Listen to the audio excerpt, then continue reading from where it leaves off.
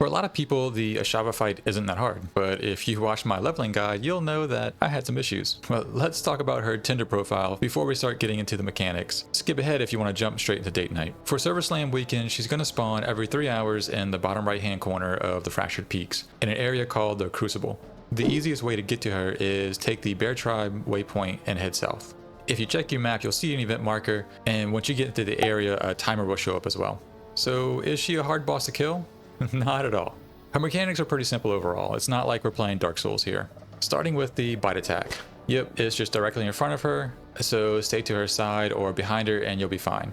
She can do this once or twice, and I call it the swallow attack because I die instantly each time. And the more dangerous attacks are her slammer attacks. I say attacks because they change. In phase 1 and phase 2, she takes one arm and slams it down, but there's a big huge circle that telegraphs it, so just dodge out the way.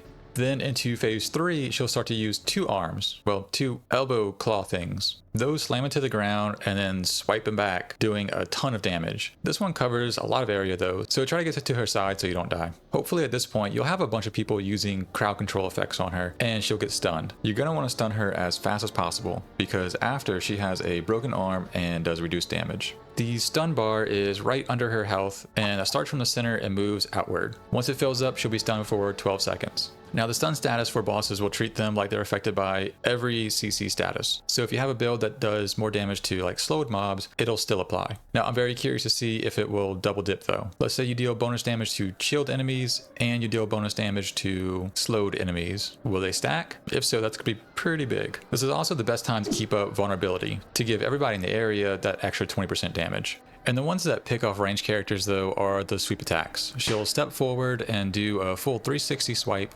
stop, and then do a half sweep. At any point, she might leap through the air in a random direction. If she's going forward, she'll kind of take a step back and then jump, but the side jumps are a bit harder to catch. I recommend not using movement abilities to get to her, like this, because she'll be attacking you when you chase her. Like that. And you can res people when they die. It makes it faster and it saves a person 10% durability on their items. And then there's poison everywhere. She spits poison and creates 3 pools that stay on the ground. And just like any other game you played, don't stand and crap on the ground. Granted, sometimes you'll have to run through it, and this is why you need more than just knowledge of the fight, you need the right stuff. As you can see at level 20, even with higher level party members, I still get rocked. And to try and make myself feel a little better, this was on World Tier 2 and was a first spawn, but we all know better.